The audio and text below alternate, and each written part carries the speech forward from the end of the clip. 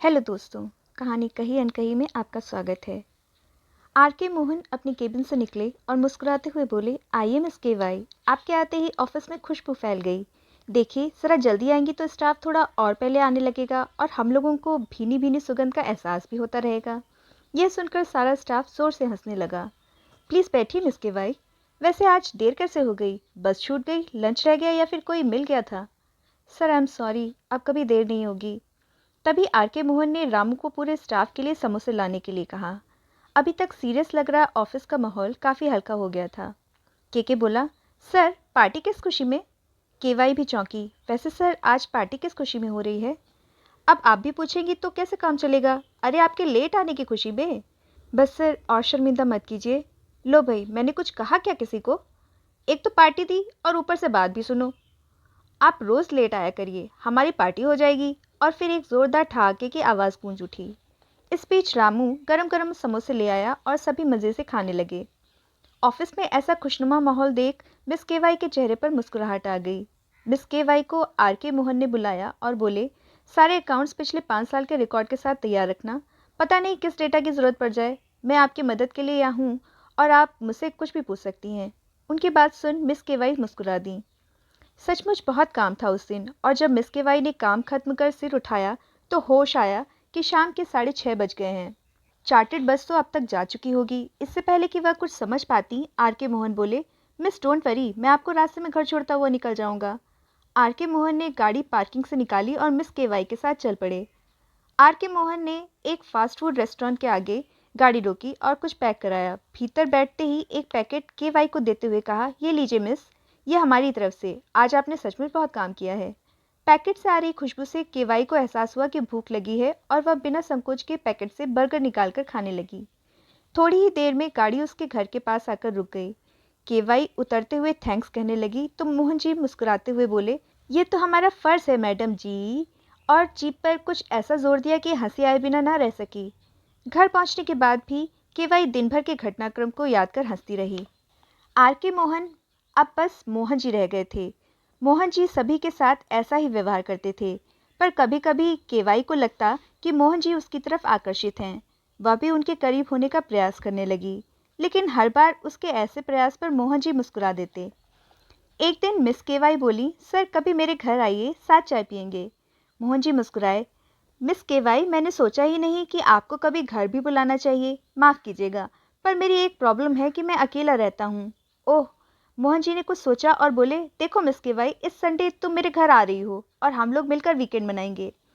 अचानक मिले इस ऑफर से मिस केवाई सख्ती में आ गई। जब उसने पूरे घटनाक्रम पर विचार किया तो उसे अपनी गलती का एहसास हुआ। वह सोचने लगी, यदि मैं चाय के लिए ना कहती तो मोहन जी भी मुझे घर ना बुलाते। यदि मैं घर नहीं जाती हूँ तो फिर मुसीबत है। पता नहीं घर पर मोहन जी का व्यवहार कैसा रहे। अभी तक तो ठीक ही लगे, पर अकेले आदमी का क्या भरोसा। ऑफिस में तो सभी से बेबाकी से बात करते हैं, कई बार तो मजाक की सीमा तक पार कर जाते हैं। बॉस होने के नाते सब हंसते रहते हैं, कोई कुछ नहीं कहता। आज शनिवार की शाम थी और उसका मन उचाट था। उसे उलझन में देख माँ ने पूछा, क्या हुआ, सब ठीक तो है? कुछ नहीं माँ, बस ऐसे ही। माँ बोली, मैं समझती हूँ बेटी, ऑफिस का काम, इतनी भागदौड़ और नया माहौल। चल मैं कॉफ़ी बनाती हूँ। केवाई अपने हर कदम पर विचार करती रही। उसने कहीं पढ़ा था कि बॉस से अच्छे संबंध करियर बनाने में सहायक होते हैं, पर कहीं मोहन जी चरित्रहीन हुए तो? और इसके आगे वह कुछ सोच नहीं पाई। इस उधेड़बुन में कब उसकी आंख लग गई पता ही नहीं चला, और जब सुबह उठी तो 7 बज रहे थे। जैसे ही वह फ्री होकर नाश्ते के लिए टेबल पर बैठी, वैसे ही मोबाइल बज उठा। मोहन जी का फ़ोन था। हेलो केवाई, नींद खुल गई? तुम मेरे घर आ रही हो ना आज? और हाँ, नाश्ता मेरे साथ ही करना। वो सर, कोई बहाना नहीं चलेगा, मैं तुम्हारा इंतज़ार कर रहा हूँ। और इसी के साथ फ़ोन कट गया। किसका फ़ोन था? माँ ने पूछा। सहेली का, कुछ ज़रूरी काम है, मैं होकर आती हूँ। हाँ, यदि देर हो जाए तो तुम फ़ोन कर देना। वह कुछ सोचते हुए बोली। वो ऑटो लेकर मोहन जी के घर पहुंच गई। घर के बाहर छोटा सा लॉन था। उसने ऑटो वाले को पैसे दिए और कॉल बेल बजा दी। तभी उसकी नज़र लॉन में पौधों को पानी दे रहे एक अधेड़ आदमी पर पड़ी। उसे देखकर केवाई की जान में जान आई। इतने में भीतर से आती हुई एक महिला मुस्कुराते हुए बोली, तुम यामिनी हो ना? अंदर आओ, बाहर क्यों खड़ी हो? उसके आश्चर्य का ठिकाना न रहा। इन्हें मेरा नाम कैसे मालूम है? मोहन जी यही रहते हैं? हाँ भाई, यह मोहन जी का ही घर है, तुम अंदर तो आओ, महिला ने कहा। और आप? मैं उनकी धर्मपत्नी हूँ। पर मोहन जी ने बताया था कि वे अकेले रहते हैं। मैं कल रात ही आई हूँ पुणे से। महिला मिस केवाई का हाथ पकड़ उसे ड्राइंग रूम में लाते हुए बोली। उनकी पत्नी को देख केवाई का सारा तनाव छूमंतर हो गया। उनकी पत्नी ऐसे बातें कर रही थी जैसे बरसों से उसे जानती हूँ। तभी मिस केवाई ने पूछा, सर नहीं है क्या? महिला बोली, मुलाकात नहीं हुई क्या? वो लॉन में पौधों को पानी दे रहे थे। अभी बुलाती हूँ। अरे मोहन, अभी आया। देखा तो पायजामा आधे घुटने के ऊपर उठाए खादी का कुर्ता पहने वही अधेड़ आदमी घर के भीतर चला आ रहा है। वह चौंकी। ये मोहन जी हैं? वह तो जैसे आसमान से गिरी हो। कहाँ ऑफिस वाले स्मार्ट मोहन जी और कहाँ ये। ड्राइंग रूम में घुसते ही मोहन जी बोले, गुड मॉर्निंग मिस केवाई। पानी का ग्लास हाथ से छूटते छूटते बचा मिस केवाई के हाथ से। सर आप? क्यों भाई, क्या मेरी कोई पर्सनल लाइफ नहीं हो सकती? यामिनी को चौंकते देख मोहन जी बोले, तुम बैठो, बस मैं अभी आया हाथ मुंह धोकर। और जब साफ सुथरे कपड़ों में मोहन जी ने कमरे में कदम रखा तो चेहरे से गंभीरता टपक रही थी। मिस केवाई को लगा जैसे वह अपने किसी पिता तुल्य पुरुष से बात कर रही हैं। उसने सिर झुका लिया और बोली, सर मुझे माफ़ कर दीजिए। मोहन जी बोले, क्यों? ऐसी क्या गलती की तुमने कि तुम माफ़ी मांग रही हो? सॉरी सर, मैंने आपके बारे में गलत सोचा। मिस केवाई याचना करते हुए बोली। क्या हुआ यामिनी बेटा? इस बार मिसेस मोहन बोली। मोहन जी मुस्कुराते हुए बोले, किसी के बारे में सही गलत सोचना इंसान का अपना नज़रिया है। ज़रूरी नहीं कि सबका नज़रिया एक सा हो। मैं काफ़ी दिनों से तुम्हें घर बुलाने की सोच रहा था, पर मेरी पत्नी कल ही आई, इसीलिए घर बुलाने में समय लग गया। ओह, बस इतनी सी बात। मेरा मोहन कभी गलत काम नहीं करता। तुम्हें पता है जब हमारी शादी हुई तो मोहन कैसा था? और इतना कहकर मिसेस मोहन एक पुराना एल्बम ले आई। उसमें साइकिल पर पैर टेक कर खड़े आदमी को देख यामिनी जोर से हंसी। सर ये आप हैं? मोहन जी ने झट से एल्बम छीनते हुए पत्नी से कहा, अब बस इसे और मत दिखाना वरना कल ऑफिस में मेरी इमेज खराब कर देगी। मिस केवाई पति पत्नी की ट्यूनिंग और अपनत्व देख हैरान थी। एक बात शुरू करता तो दूसरी पूरी कर देता। बातों बातों में काफ़ी देर हो गई, तभी घर से माँ का फ़ोन आ गया। यामिनी बड़ी देर कर दी, कहाँ है? माँ, मैं अपने सर की फैमिली के साथ हूँ और लौट कर बताती हूँ। क्या बता कर आई थी माँ को कि फ्रेंड के घर जा रही हूँ?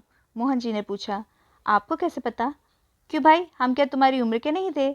देखो बेटा, किसी के बारे में भी गलतफहमी हो सकती है। हमको भी इस उम्र में खुश और एक्टिव रहने का हक है।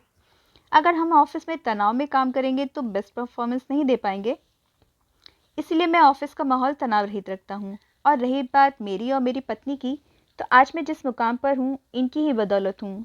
इनके बिना मैं एक कदम भी नहीं चल सकता। आज की युवा पीढ़ी बहुत जल्दी गलतफहमी पाल लेती है। पति पत्नी का रिश्ता बहुत गहरा व प्यार भरा होता है। हमको अपनी जिम्मेदारी, उम्र, मान मर्यादा और पद प्रतिष्ठा का पूरा ख्याल है। यदि हम कोई भी गलत कदम उठाएंगे तो एक दूसरे को क्या मुंह दिखाएंगे? और हमारी एक छोटी सी गलती भी हमारे पूरे परिवार को बिखेर देगी। मिस केवाई की झुकी हुई आंखें देख मोहन जी आगे बोले, बेटा आदमी को सफलता सिर्फ उसके काम और मेहनत से ही मिलती है।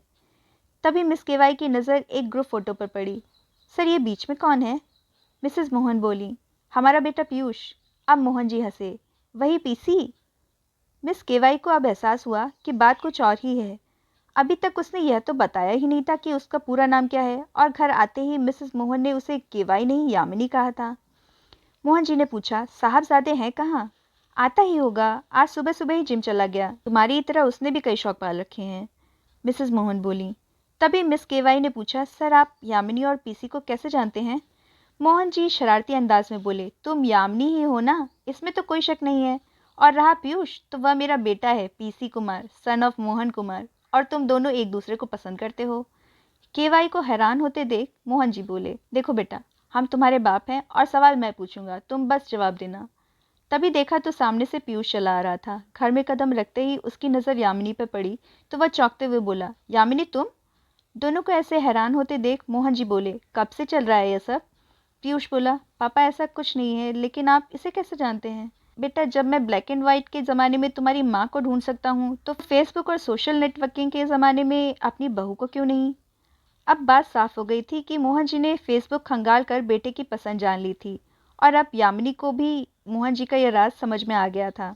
मोहन जी ने पत्नी से कहा, यदि तुम्हें यामिनी पसंद हो तो इनके घर चलकर रिश्ता पक्का कर देते हैं। तुमको कोई एतराज़ तो नहीं है ना? पीयूष शर्मा सा गया। पापा you are so sweet. Mohan ji बोले, बेटा अब मुझे स्वीट मत बोल, नहीं तो बहू नाराज़ हो जाएगी।